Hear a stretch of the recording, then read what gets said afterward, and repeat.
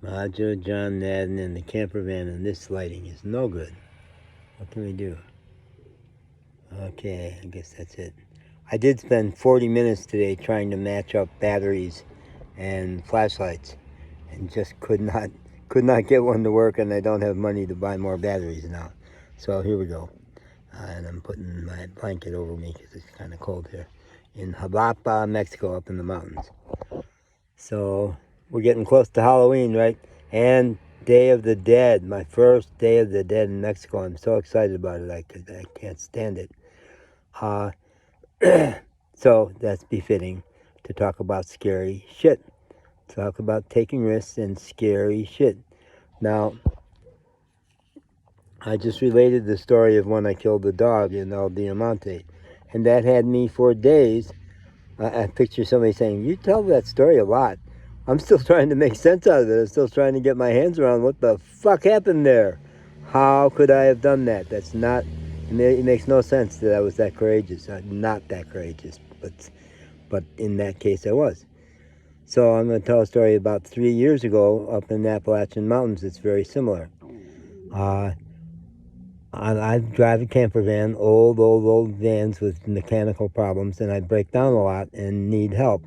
So lots of people have helped me, and I've evolved a policy that I will not drive by somebody that's needing help. No, just won't. So I was up on the side of Roan Mountain, very near the tip top of Roan Mountain, my sacred mountain. And a big strapping guy is out of his little retro sports car. Lots of those guys have their big pickup trucks, and they have some old sports car or a motorcycle or something. And he was outside of his old retro sports car, I don't know what it was, but it's something, Mustang or something. And he was walking up and down the highway talking on the phone. So I go, okay, well, he's pulled off, but looks like he's okay. And I drove by and I said, "You asshole, you go back and find out if he needs help." So I backed up and I said, "You okay?" And he says, "Yeah, it's all right. Motorcycle accident. Help is on the way." I said, "Well, tell me about it." Well, a couple of kids missed this curve, or people do. They miss this curve once a year or so.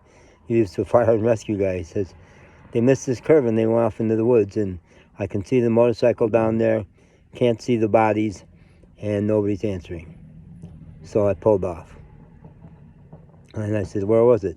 He showed me the spot. And I'm walking to it, and he says, "It's too steep. You can't go down there. You'll go down the mountain." And he was a big, strapping 40-year-old fire and rescue guy. And he says, "It's too dangerous." So I'm walking to it. And when it gets obvious to him that I'm about to go down it, he says, "Help is on the way."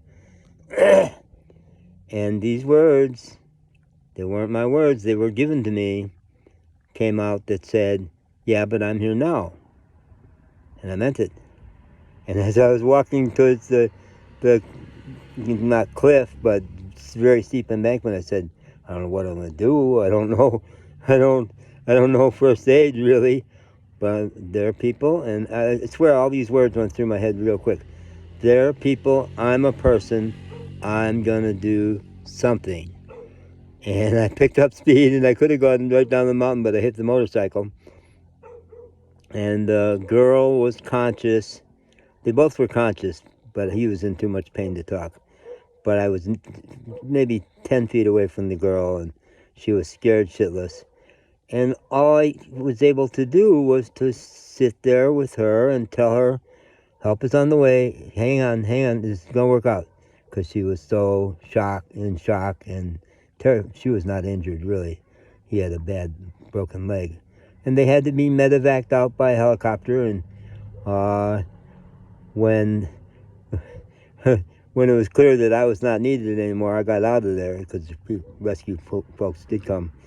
And I was walking on the bank, and I'm going to find the video, because I told this story in the video when I was still in shock and captured hot what had gone on. And it was the same deal. The next day I was like, "Who the fuck did that?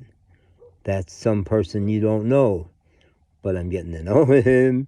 I'm getting to know him. And that's in all of us if we open ourselves up. And someone said, "Well, what's your big takeaway from killing this dog?" the big takeaway is that I am becoming someone who will do what God tells me to do no matter what. Yeah, I am. I don't know why. I don't know how. It's not me as I know me, but it's a gift, and I'm grateful. Yeah.